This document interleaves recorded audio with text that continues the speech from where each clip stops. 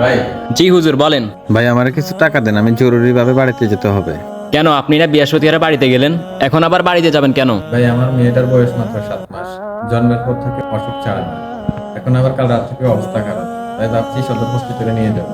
হুজুর দেখেন, সভাপতির অনুমতি ছাড়া কোনো টাকা দিতে পারবো না আমি। ভাই আগের ক্যাশিয়ারও আমার অনেক টাকা বাকি রেখে দিচ্ছে, এখন আপনারা নতুন ক্যাশিয়ার হিসাবে রাখছে। হুজুর এত কথা বলেন কেন? যান আপনি সভাপতির কাছে যান। হুজুর, ও হুজুর, সালাম আলাইকুম মামা। ব্লিচিং পাউডার নাই?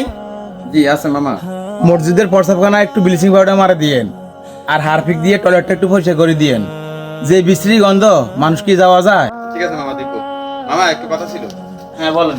মামা আমার বাচ্চাটা খুবই অসুস্থ, তাকে হসপিটাল নিতে হবে। আচ্ছা তাহলে বাড়িতে ফোন দিয়ে বলে দেন ওকে হসপিটাল নিয়ে যেতে। মামা আমি ছাড়া তো বাড়িতে কেউ নাই, আর টাকা পয়সা তো একটু ব্যাপার স্যাপার আছে। বলছিলাম মামা আমি তো মোট 6 মাসের বেতন পাই, ক্যাশিয়ারকে বলো না আমার কিছু টাকা দিতে। এই আপনার কি আকল জ্ঞান কিছু নেই? আপনি দেখতেছেন শুক্রবারে মানুষের জায়গা হয় না, ই টেনে দেখছি টাকার জন্য কাজ করতে পারতেছি না, তারপরেও আপনি কিসের টাকা চান? যান, দুদিন পরে নিয়েন। যত সব নাটক।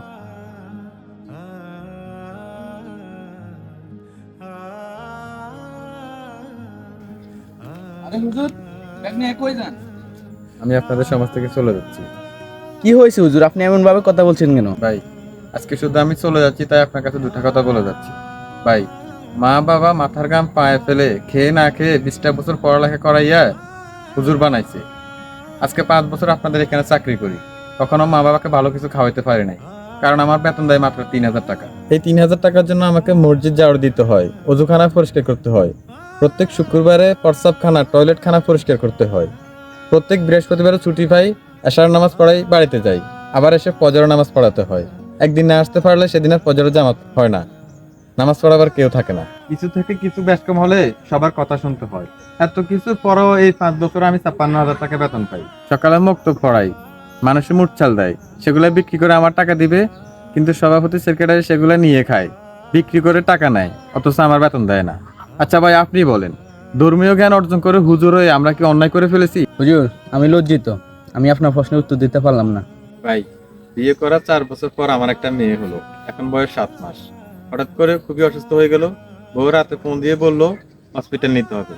তাই গতকালকে সভাপতির কাছে টাকা চাইলাম, উনি আমাকে যা তা বলে, তারপর বললো 2 দিন পরে নিত, কিন্তু একটু আগে খবর এলো আমার মেয়েটা দুনিয়াতে নেই।